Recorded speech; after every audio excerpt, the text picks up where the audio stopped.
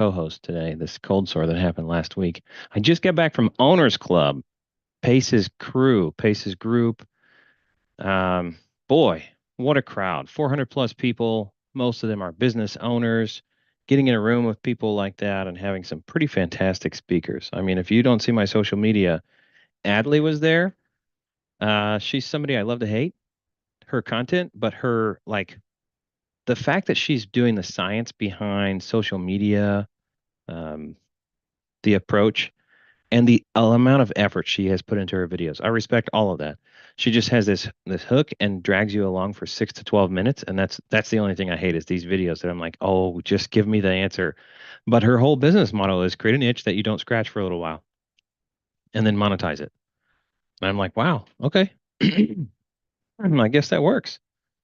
Um, Obviously it works, and she gets over 1 billion views a month across all the platforms. So kudos to her. Um, I can appreciate that. Who else do we have? Russell Brunson and Jim Dew and Marcus Lemonis was his name. Hold on, let me look it up. Adley Russell, Marcus Lemonis. Yep, we had a couple other people. Really good talks. Obviously, Pace was there. What a crew! They focused a lot on social media, so I'll be working on getting better at all that. We did a lot of lessons learned there. But we and launched the title company while we were there and launched prop.ai and launched another software AI cold calling into beta with Inside Group. So how exciting. What a deal.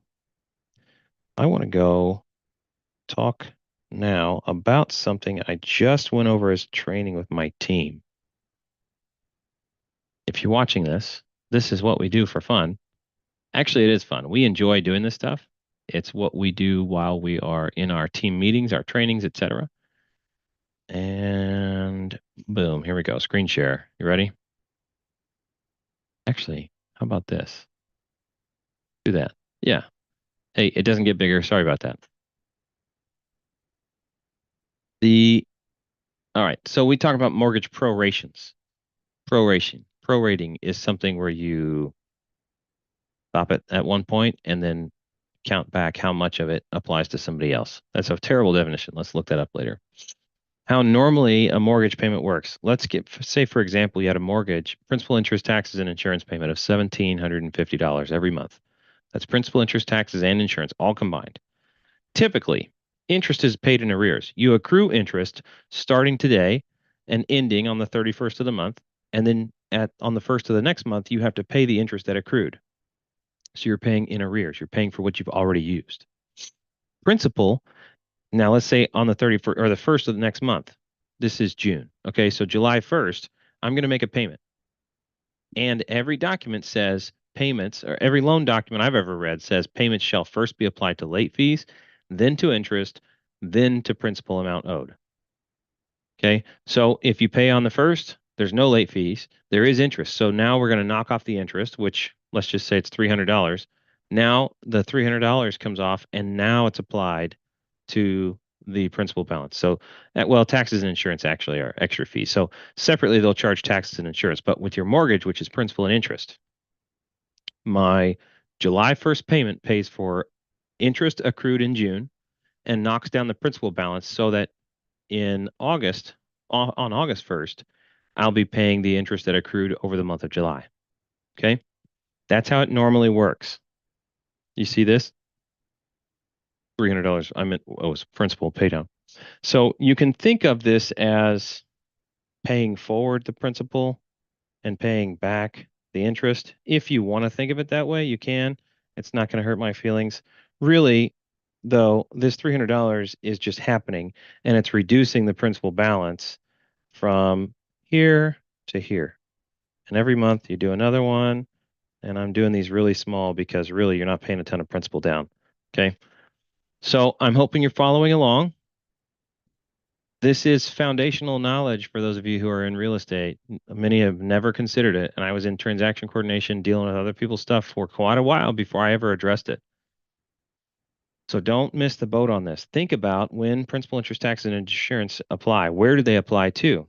So if we had a total payment of $1,750, we'd have interest, we'd have principal, and we've had taxes and insurance.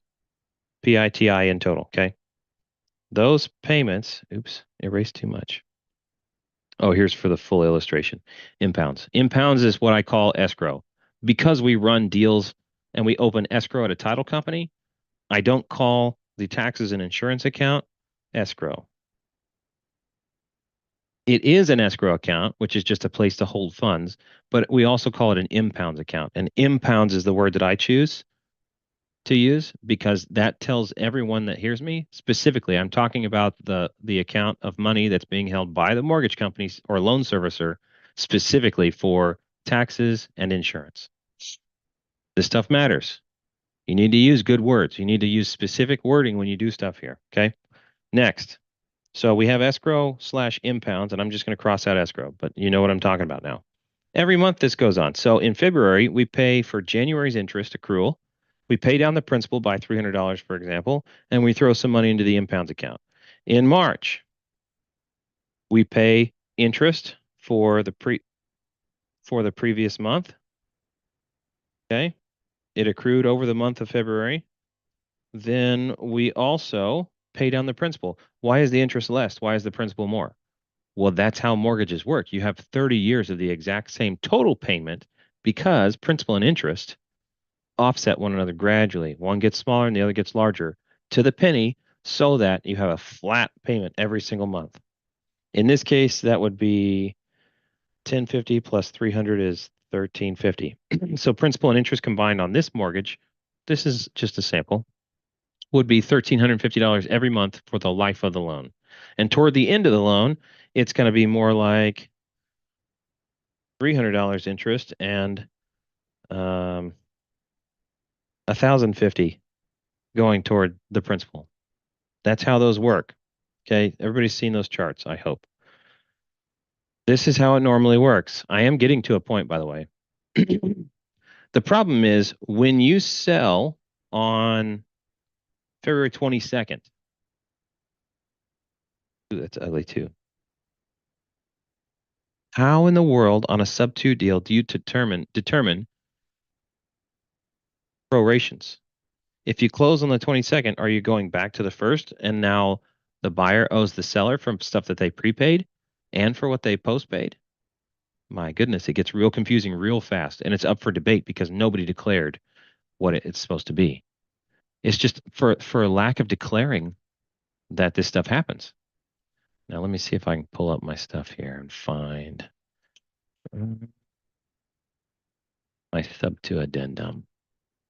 I'm going to pull it up on screen and show you the part that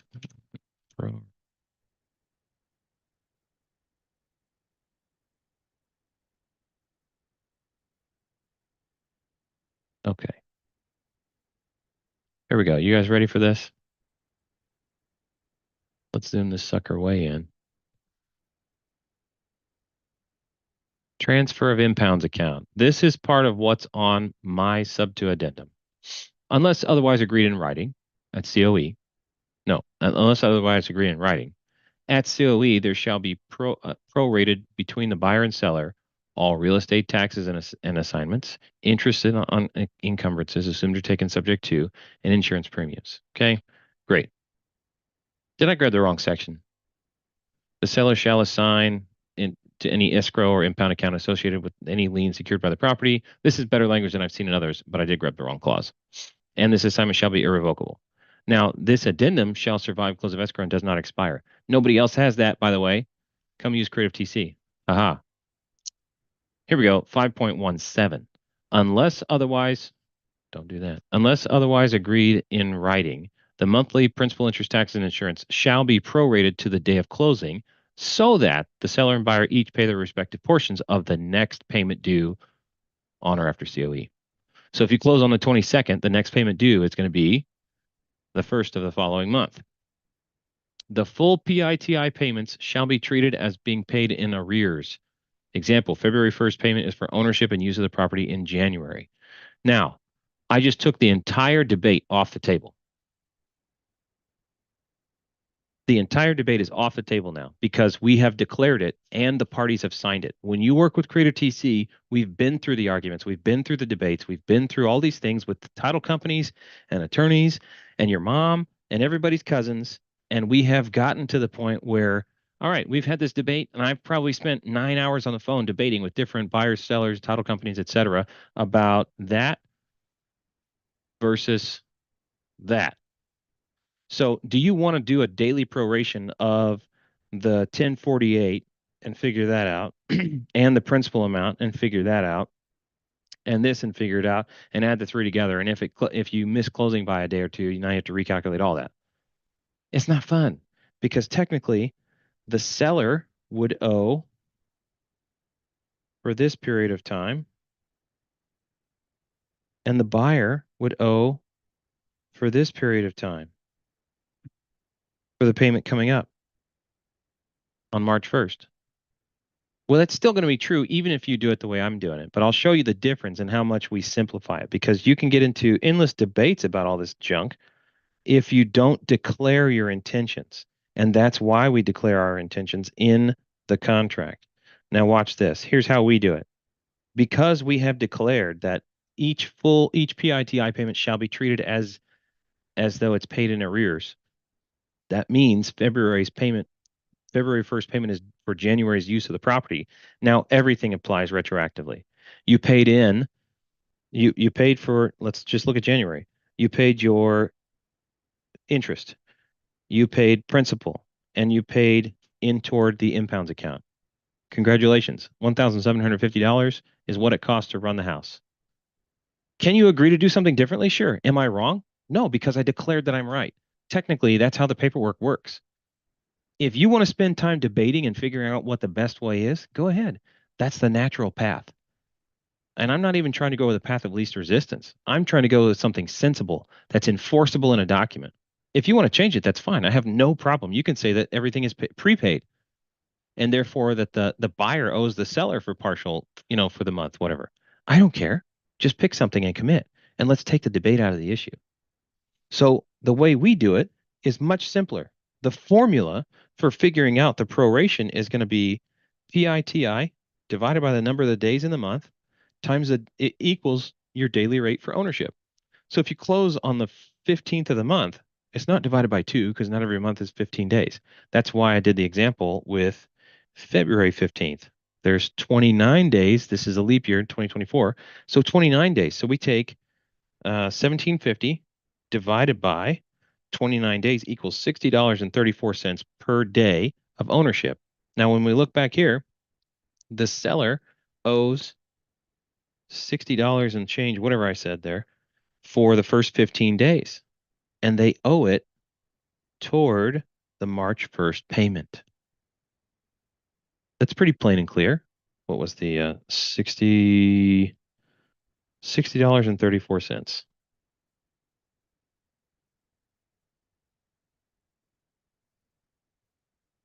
And he had it for 15 days. And so we ran that math. That is $905.17.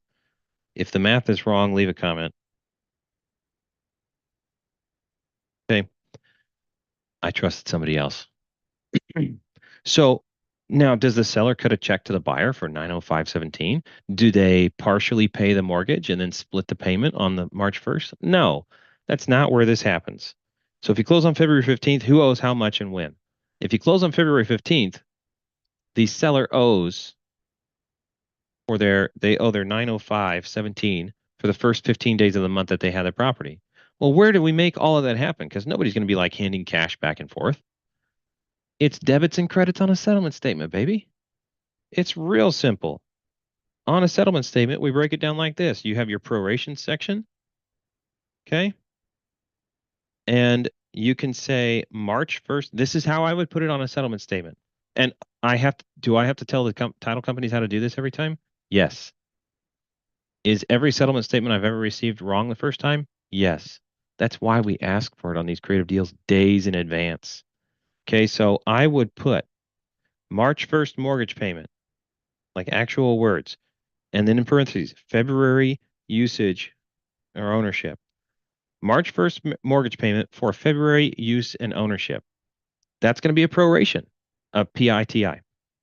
The seller gets a debit of 905.17. Now, you could have two columns here and one's debits and one's credits. That's not what I'm doing for illustration. So 905.17 comes off the seller side and is added to the buyer side because who is going to make the actual payment of $1,700 on March 1st? You already closed escrow right here. The seller is not making another payment. Okay, the buyer has to make that payment. And so what we do is give the buyer a credit so they don't have to bring as much cash to closing because that exact same amount of cash is going to be used for the monthly payment coming up in March. So it's a simple proration. Do we follow? Do we understand? I love it. Okay, getting head nods? Perfect. I had another thought here. Stand by. Oh, the question was that we discussed earlier today was what if I promise 5,000 cash to seller? All right, well let's take a look at a sample purchase contract, how you might do the on a sub two. So you might say purchase price is $275,000. That would be approximate. Don't forget about that. Deals are always approximate when you're doing a sub two. You not always. You could say exactly 275 no matter what. Darn the boats. Whatever the mortgage statement says, too bad, we're paying 275 and we'll make the settlement statement show the flex. Okay, but let's just say you're saying 275 purchase price, and that is built out of the following things. 270 approx mortgage. Okay, that's fine. And that leaves 5,000 cash to seller. Okay, great. These two add up to equal this. You have a good purchase contract finances section. Okay, so what if I promise the seller 5,000 cash? Does that change this? No, maybe. Don't you love creative finance? If that answer bothers you, you should stay clear. Okay, it depends. Did I promise exactly 5,000 cash? And so when I see this stuff, I'm going to call the buyer and say, what did you mean? Is this a foreclosure situation and the seller has no cash? No, they're like in dire straits, and whether it closes this week or 4 weeks from now, you're giving them $5,000 flat, like exact net at the end, because that does change things. Then the proration doesn't matter. This whole thing is a waste of time and energy if you say net cash to seller is $5,000, period, end of story. Basically, I'm taking over payments, I'm taking over everything, and I'm going to give them $5,000, and we're done. Then we don't need to prorate anything because you have to suck it up and absorb it. However, if you said 275K is the purchase price, 5,000 cash to seller, and 270K is the mortgage balance, then without any further clarification, naturally, we are going to do this. Naturally, we are going to do a debit and cut down how much cash the seller receives. Okay?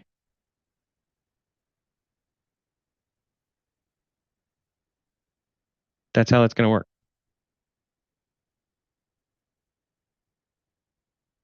I'm not getting any more questions about this, but it is subjective. It is subjective. And so there's a story behind every deal. And if you don't know the story behind your creative deal, you don't have a creative deal. If you don't know the story behind the creative deal, and there is one, and you're a transaction coordinator, you've missed the bus. You're missing your job. You need to figure out what it is so that you can make sure the transaction in execution reflects the story that brought it to bear, made it come to pass. There you go. Use some Bible terms. How did this come to pass? How did it come to pass that it's under contract under these terms and conditions? Why? What's the story? What's the reason? Hmm. That was fun training today. And unless we have any questions, I'm going to peruse my iPad for other recent lessons learned because I like whiteboarding a lot.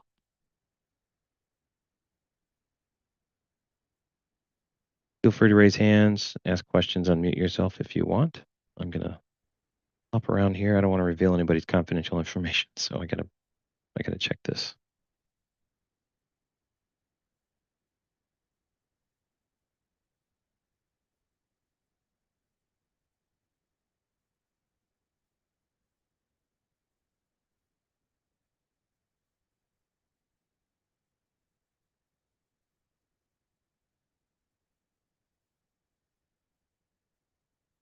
Oh, here's a fun one. Sub 2 versus wraps.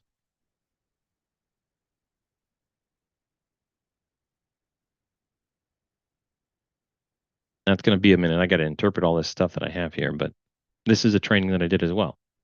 Okay. If you're doing, do you do a sub 2 or do you do a wrap? Do you do a double wrap? What's appropriate? What challenges am I going to run into? And I think that's one of the main things I want to make sure people are aware of. When you're structuring deals, you need to structure it correctly on the paperwork when you're getting into the deal so that you can finish the deal and succeed with your exit strategy long term. So if you're doing an A to B acquisition, but your plan is to sell it in 30 to 120 days to an owner occupant, then you need to not be putting balloon payments in on the A to B transaction because you can't pass those along to your owner occupant buyer. If you're going to sell to an investor, then fine, go ahead and do that. But knowing that ahead of time is huge because it'll prevent you from shooting yourself in the foot on the acquisition side, acquisition contract. So the question is, do we do a sub 2 or do we do a wrap on the A to B, B to C? Well, if you are the end buyer and you're direct to seller, great. You can do whichever one you want. But we'll look at three different strategies. There is the wrap with seller finance, okay? And I'll explain what these boxes and everything mean. You can do a wrap with a single wrap with two balances showing inside of it, including the seller finance and different interest rates. Okay, that's a little bit more complex in putting it together, but it's simpler because you sign one note and deed of trust and you have one payment. When you do the wrap plus seller finance, technically you have two payments. You may make one payment to a loan servicer, but it's going to get broken out to two places. When you do a wrap with an all-inclusive wrap, which includes the seller finance amount and the underlying balance, you're making one payment. Again, technically it's going to get broken out. So functionally, the two are very similar. Why would you choose one over the other? And then why don't we go with option number 3? Why is that not okay? A naked sub 2 with seller finance. You're still giving the seller a promissory note and deed of trust or mortgage. What's wrong with that? Here's my problem with that. If you seller finance $40,000, that's usually for what? 1, 3, 5, 7, 10 years. They can only foreclose as long as they have a lien against the property. As soon as you pay them off, they can't foreclose, and you still have their mortgage over here. And if you default on that, you can be ruining their credit, and they can't really do anything except sue you. And that's just difficult. So we would rather set up sellers to be in a position where if you do a wraparound mortgage to them, they have this lien position for the life of the underlying loan. Okay, that gives them the ability to foreclose, even if that's only as a stop loss measure rather than a profit measure. So let's look at this. We have an A to B transaction. We have $200,000 mortgage at 4%. That sounds great. And then $40,000 seller finance, but they want 8% on that. Not the best deal I've ever seen, but life happens, and this is a real valid thing. I don't know if I actually ran the math on this or if that's just a BS number for the sake of the example. Let's just go with it as a BS number. But let's say that's the monthly payment. If you do this setup, you can wrap 240K. So you have, let me use blue here. You've got this at 4%, 200K at 4%, and then 40K at 8%. You could sell B2C here. You could sell B2C a grand total of 240K, assuming no markup. Okay, let's keep it simple. When you're doing this wrap, you could sell at $240,000 at 8%. Well, when you break that down, you're going to make 200K at 4%. You're going to mark up to 8%.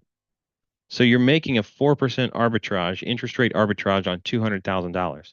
And then you're doing a straight pass through, 40K at 8% is a straight pass through. So you're making money right here because on a 4% markup. That looks like Zuki. 100K. So this is interest rate arbitrage.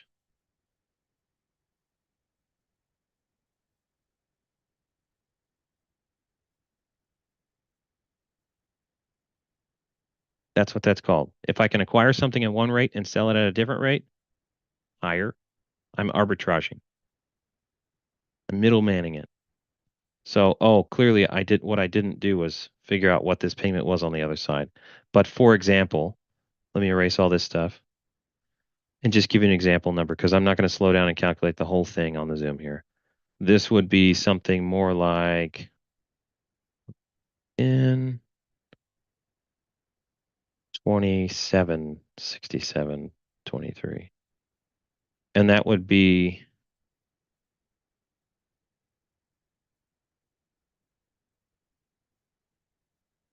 $300 per month in arbitrage. Good for you. Congratulations. Hope this makes sense. This is what people do in wraparound mortgage situations. And if this number is too small, it is not going to be worth your time and effort because you still bear the risk of your buyer defaulting on you and you having to foreclose on them while you continue making payments back over here. You maintain an accountability over here. You have to follow through with your promise, even if your buyer doesn't. And so wraparound mortgages, as opposed to a contract for deed, there's a lot of states in which a contract for deed has an option for you to cause a forfeiture rather than a foreclosure. A forfeiture is much more like an eviction. It's expensive in that you have to give them back the money that they paid toward principal. However, you hand them that cash back and they no longer have any rights to the house. You evict them and they're out and you can resell it. With a foreclosure or with a full title transfer on a wraparound mortgage, you got to go through the foreclosure process, which could take months and months and still be expensive. And you don't necessarily get the property back. So I really like contract for deed or land contract for that reason. Okay, so when we look at the same thing, remember the grand total purchase price was 240 on the acquisition side. $240,000. 200K is 4% sub 2 mortgage, 40K at 8% seller finance. Now let's look at these three methods again. Oh, actually, the purchase was 250K. 10K was down payment. We're financing 240, 200 at 4% and 440 at 8%. So wrap plus seller finance. This is appropriate. We wrap the existing note, meaning I sign, the seller has a mortgage to Bank of America. Great. I sign a mortgage to my seller for the same dollar amount with an exact wrap of the terms and conditions of that other note. So we do this exact wrap. That's what the green border here is. And really, I wanted it to be a lot more exact than it is. So I feel like beefing up my illustration here. Let's make this like, it ain't no bigger. That's the point. It's exactly the same size. It just fits just barely around the outside. Okay, that's an exact wrap plus seller finance. So then I sign a second promissory note and deed of trust. When I say I give them a mortgage right here, I have to sign a promissory note for the 200. I have to sign a promissory note for the 200 and I have to sign a mortgage. Okay, so the same thing. There's going to be a note and mortgage or deed of trust. I mean, the two of the thing depends on what state you're in. So I signed two notes and two mortgages. This one is exact match. This one is custom. We follow? So that is a wrap, a mirror wrap plus seller finance, or an exact wrap plus seller finance. And I have two separately calculated payments. I have two separately calculated balances. So if I want to pay this one off over here, I can do that. I can make payments straight to it, which I would probably pay down the higher interest rate debt faster anyway. That's what I would prefer to do. The other is a wrap with two balances and two interest rates. I can do one mortgage that wraps around the existing. So I still have a note and deed of trust or mortgage. See how I use them interchangeably? Because I want you guys to know that they mean the same thing. They're just different states. How they're executed is different too. They have legal significance, but they are a security instrument for the note. So on the note, I promise a grand total of 240. And it's going to be broken out like this: 200 at 4% and 40 at 8%. Can you do that? Yeah, you can combine all that onto one note. I just wrote one the other day, a multi-balance note. The grand total was 13,870 or something like that. The first 6,000 was 0% with payments of 500 a month. The remaining balance, whatever that was, 7,000 and change, was with different rate and different payments and a different schedule. Okay, you can do all of that stuff. The idea being, it's simpler because you only have one recording on public record there. You record one new, and it goes in second position. Now, what's happening is when you look at this first, second, third, I'm going to highlight these. First is first position note. That's Bank of America. Second is your exact wrap to the seller. And third is your seller finance to the seller. That's first, second, and third position, if that matters. If you're getting a PML and you don't want them in fourth position, then you would have to go with option number 2 because this creates a first position, or the first position already exists, right? Then it creates a second position note for the first mortgage and the new seller finance amount. And then if you had a PML for 20K, you could do that and that'd be in third position. Up here, if you did the same thing,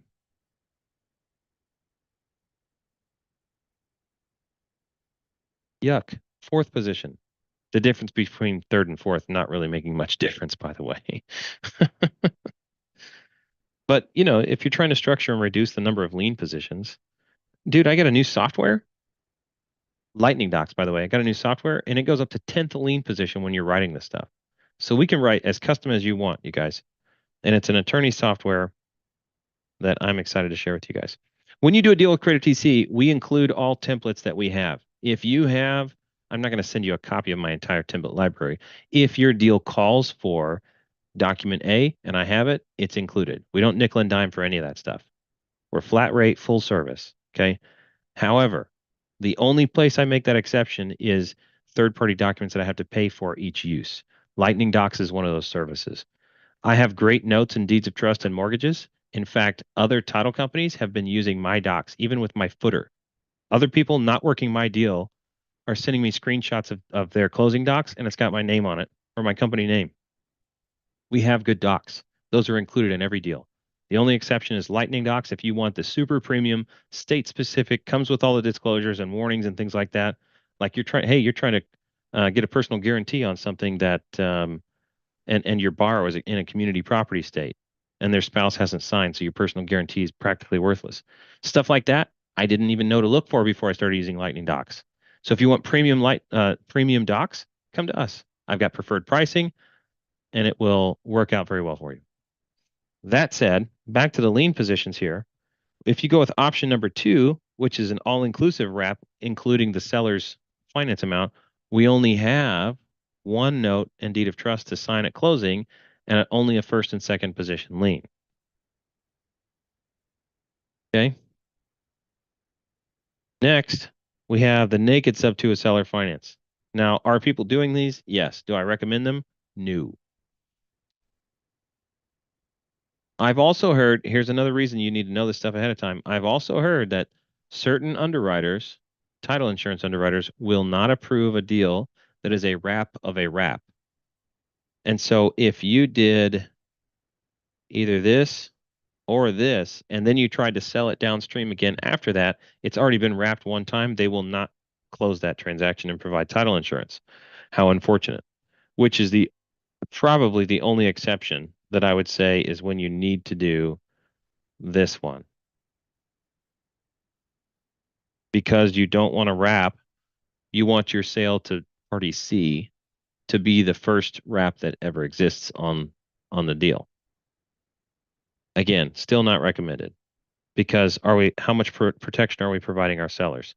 They can only actually foreclose as long as they have a lien on the property. Now, I did have this idea. Don't plagiarize. Bring it to me if you want to do it. I did have this idea where we disallowed paying off the last dollar until the first mortgage was also paid off. How enforceable that is, I don't know. Okay, so if we're gonna mark up and sell, I really like option number 2. That's what all this stuff is. That's my thumbs up. You can mark up wraps depending upon what the price point and the monthly payments. You can mark them up to 30%, but who knows? So let's do that. We acquired for 250, 10,000 down, right? We acquired for 250, 10,000 down. We're gonna sell at 287.5 with 28,750 down.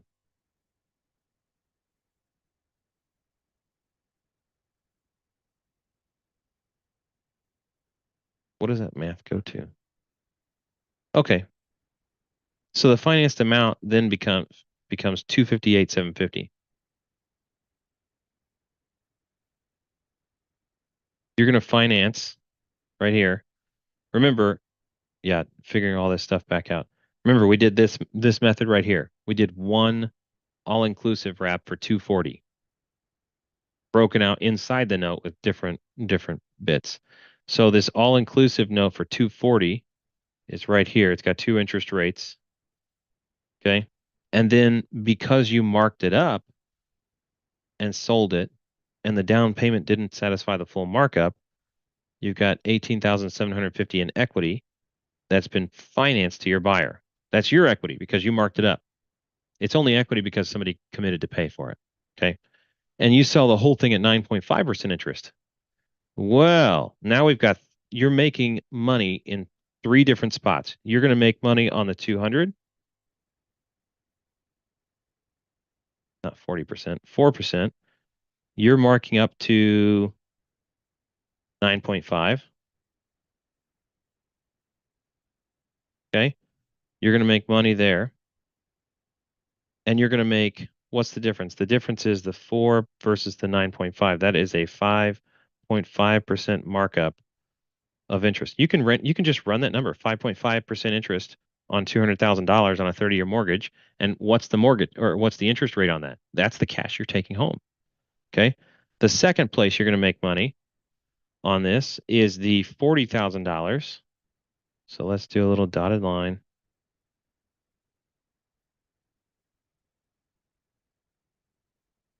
How much are you making here? Well, you marked it up to 9.5%.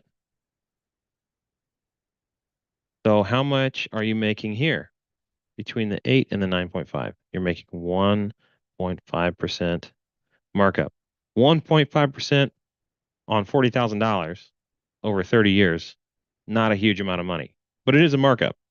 And then the third piece where you're making money is you've got 18,750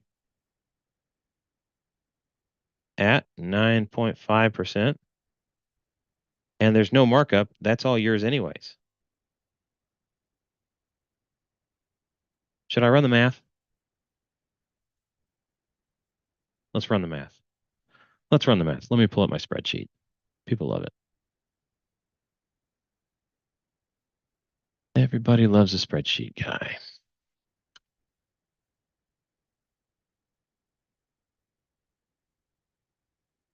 All right, so it is literally this simple to figure this out, okay? Yeah, you can see. So we're going to take the 200K, ignore down payment. We're financing $200,000 at, what's our markup? It was 5.5% on a 30-year note. Monthly payment is this, but the interest is $916. 5.5% interest on $200,000 on a 30-year time frame is $916 that you're making. That's a great markup. Is it that simple to calculate? Yes. Okay, let's do the next one. 40,000 at 8% marked up to 9.5. Well, let's take the 40,000. Let's make the interest rate, the arbitrage rate is 1.5%. Okay, $138 is not bad. Okay, I'm writing these down on the iPad. And then finally you have 18,750 at 9.5%. 157.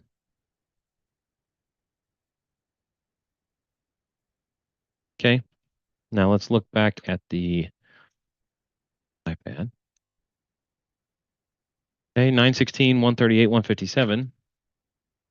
That adds up to 916 plus 138 plus 157. $1,211. Is it possible to make that much money on a markup of a wrap?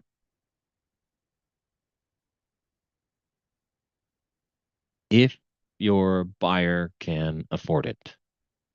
You don't get to just assign arbitrary markups and prices.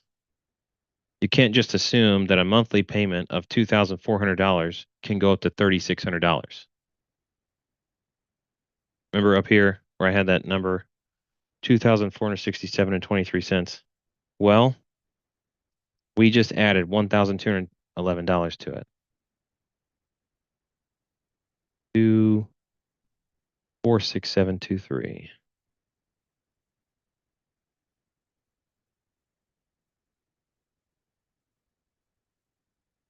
Can your buyer actually afford $3,600 monthly payment? Because this is all dreamy and beautiful. Yes, $1,200 a month I can make. Yeah, maybe, maybe, maybe. Maybe you have to bring your whole portfolio, your whole loan down to 8% instead of 9.5. Or maybe you do the whole thing at 7% instead of 9.5. Who knows? But you have this only works if your buyer can afford the markup, which means PITI, please do not be a dirtbag and only show them the monthly principal and interest. Show them the PITI and make sure the affordability factors in the grand total here. Your principal, interest, taxes, and insurance, young sir, will be $3,678. Whoa, that's way more. Yeah, so let's figure out what your monthly payment that you can afford.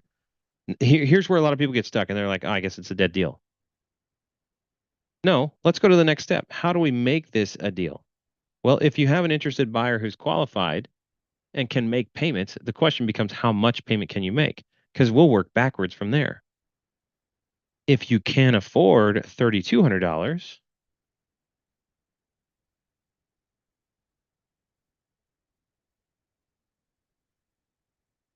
affordability is $3,200 PITI, by the way, and HOA. Don't forget PITI HOA. So let's say they can afford $3,200. Then what I need to do is take back to my total amount financed and play with interest rates until I get a monthly payment that hits $3,200. Now, the rules of wraps include making sure that your wrap payment is larger than your underlying debt. It seems self-evident, but sometimes people don't remember that. It's weird. So let's build a mortgage for our buyer who can afford $3,200 a month. Will we get as much as we wanted? No, not really. Now, but you're going to do the deal. So we are selling for, let's get the whole picture, 287,500 with a down payment of 28,750. That means we're financing 258,750.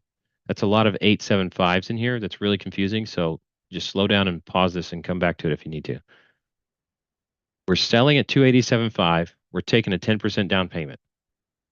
That means we're financing this much.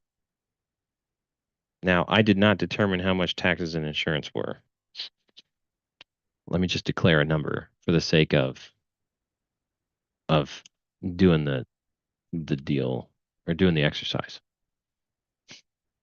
So in this 3678 that we calculated, or the 2467, let's say 600 of that is taxes and insurance.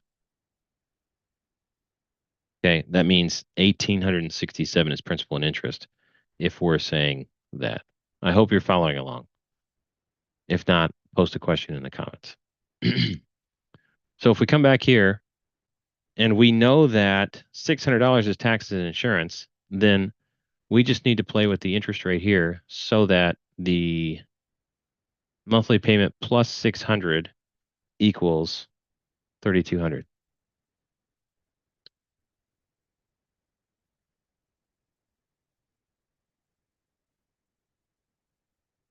$3,200 minus 600. So I need a monthly payment that goes to 2,600. I'm starting to doubt my previous math.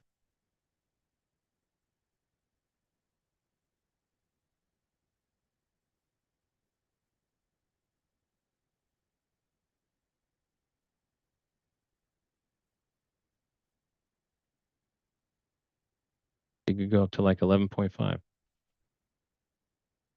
11 points. Not that you would. Yeah, that's pretty close right there. We're working backwards from our seller's affordability of $3,200 a month. Maybe my interest rate arbitrage wasn't accurate, but I know that the total amount financed is 258,750, and I know that my seller can afford $3,200 a month, and I know that my taxes and insurance is $600 a month. So if I take that 3,200 minus the 600, that's 2,600. Now I need a principal and interest payment that adds up to $2,600 on this balance, and that's what I just did.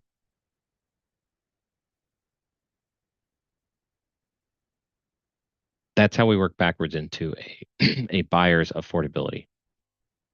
Yeah, I think my interest rate arbitrage was a little messed up. I don't know how to go back and fix it though. We'll have to figure it out on the next one. Those of you with questions, post them. Let's actually go through a real example where we've got the stuff instead of working all in theory.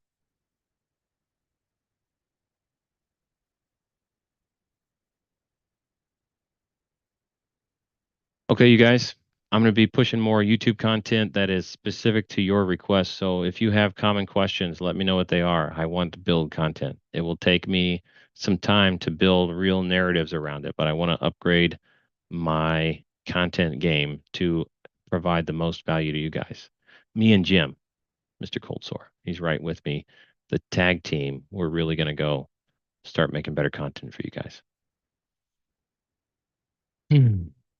I think that's going to conclude this episode. Thank you, everybody. Hit us up, support at creativetc.io. Book a free call at creativetc.io. We're here for all your creative stuff. We want to make sure you do better deals. And that means we start asking questions like this. We check your underwriting. We get the right title company. Our proven process. Shared understanding. That means everybody knows the deal and understands the nature. Get the right paperwork in place. That's ours. Get the right title company. That's a contact that we build and maintain a list. Manage escrow. That's our job. And close the deal. That's your job. That's the proven process for getting these creative deals done the right way and ethically. We're right there with you. Peace out.